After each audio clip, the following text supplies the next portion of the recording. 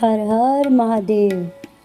क्या कभी किसी ने सोचा है, दुनिया जहाँ सांप से डरती है, वही महादेव उसे अपने गले का आभूषण बनाकर क्यों धारण करते हैं? क्या यह सिर्फ एक अलंकार है या इसके पीछे छुपा है कोई बहुत गहरा रहस्य? आज जानते हैं शिव जी के गले में विराजमान नाग का असली अर्थ और क्यों यह हमें एक बहुत गहरा जीवन पाठ देता है।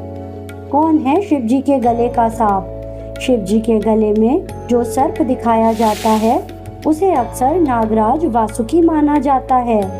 यही वासुकी वह नाग है जिन्हें समुद्र मंथन के समय देवताओं और असुरों ने रस्सी की तरह इस्तेमाल किया था।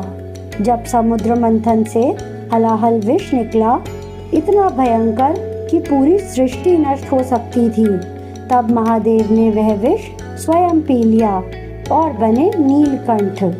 कहा जाता है उसी के बाद वासुकी ने कृतज्ञ होकर शिव जी की सेवा स्वीकार की और उनके गले में विराजमान हो गए।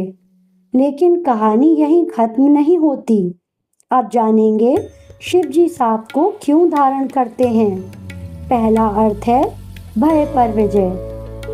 सांप इंसान के सबसे पुराने डर का प्रतीक माना जाता है, लेकिन महादेव उसे गले में पहनते हैं, मानो कह रहे हो, जिससे तुम डरते हो मैं उसे भी अपने नियंत्रण में रखता हूँ। सर्प शिव जी के मृत्यु, भय और विनाश पर पूर्ण नियंत्रण का प्रतीक है। दूसरा अर्थ है अहंकार पर नियंत्रण। कई परंपराओं में सांप अहंकार और भीतर के विष का प्रतीक माना जाता है।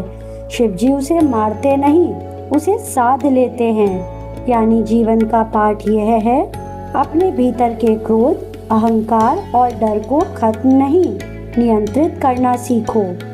3 फेरे क्यों? कई चित्रों में शिव जी के गले में सर्प 3 बार लिपटा दिखता है। मान्यता है कि ये भूत, वर्तमान और भविष्य तीनों काल का प्रतीक है। इसलिए शिव जी को महाकाल कहा जाता है, जो समय से भी परे हैं। मतलब समय सबको बांधता है, लेकिन शिव समय को भी धारण करते हैं। अब जानते हैं कुंडलिनी का रहस्य। योग और अध्यात्म में सर्प कुंडलिनी शक्ति का प्रतीक भी है।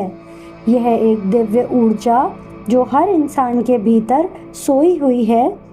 शिव जी के गले का नाग बताता है कि जिसने अपनी आंतरिक शक्ति को जगा लिया, वह भय से मुक्त हो जाता है।